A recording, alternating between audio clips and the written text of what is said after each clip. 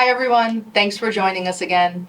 I'm April Kushner. I'm a partner here at Sachs in our not-for-profit practice, and I'm joined with Adam Holzberg, who's also a partner, and Lauren Frary, who's our Director of Strategic Transformation in our not-for-profit practice. We're here today to talk about fundraising for nonprofit organizations. Recently, Giving USA had conducted a study that said contributions and giving was down across all sectors. Lauren, can you tell us more about that study? Absolutely. So the study looked at all of the sectors of giving, meaning private donors, corporations, corporate and grant funders, foundations. And they found on average that giving was down about 5% across all of those sectors.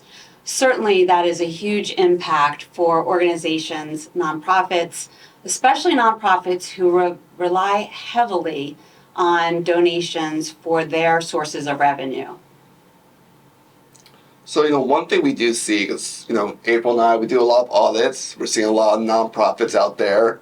And we've seen a lot of nonprofits start to pivot a little bit, not necessarily moving away from private contributions, donations, but starting looking more to governmental funding. So with that, though, there is some strings attached that some of our clients are now starting to experience. With government grants and funding, there's additional potential audit requirements. And we do have a separate video on that, so I won't go into the details on that. But it's just something to think about that as you explore other funding, just to get an idea of what that really entails. That's not just money coming in, but what strings are attached to that money, so you're best equipped and best aware of how to handle that.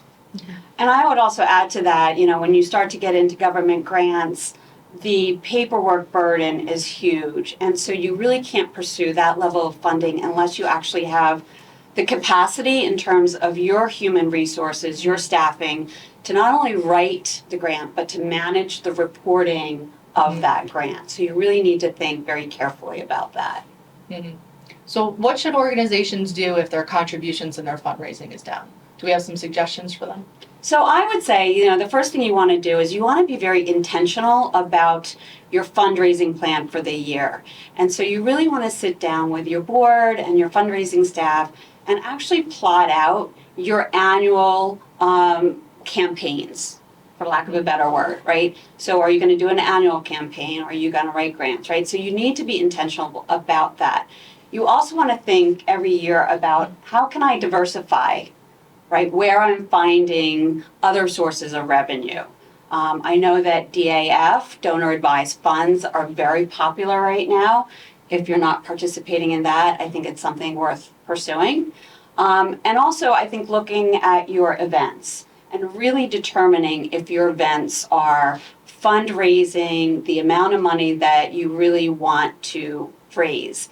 I know galas are fun, but oftentimes actually the expenses go way over the recommended ratio of expense to revenue, right? So you want to really evaluate what you're doing now and think of new ways to diversify your donor revenue. But galas are a really great way for not-for-profits to tell their story, their mission, and who they're helping and who they're serving.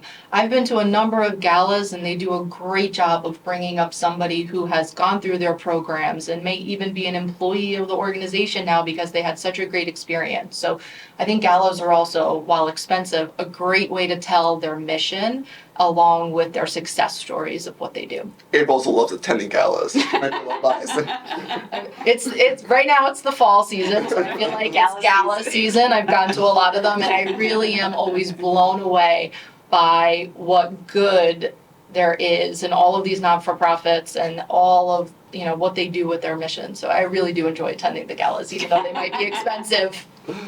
So here's a tip. If you still want to have that gala, I'm not saying don't have galas. I'm saying maybe rethink them, right? So there's a way to have a gala that's maybe a little bit toned down in terms of the expenses, right? Mm-hmm. So I have seen organizations go from a plated dinner and an orchestra to a cocktail reception and hors d'oeuvres and a DJ. You still get the crowd in the room and you still get to tell your story and see the mission, but really start to think about those expenses. And I think a savvy donor will see that and understand that you want the money to go to programs as opposed to paying for large events. I think that's a good message to customize it for what works for you. Exactly.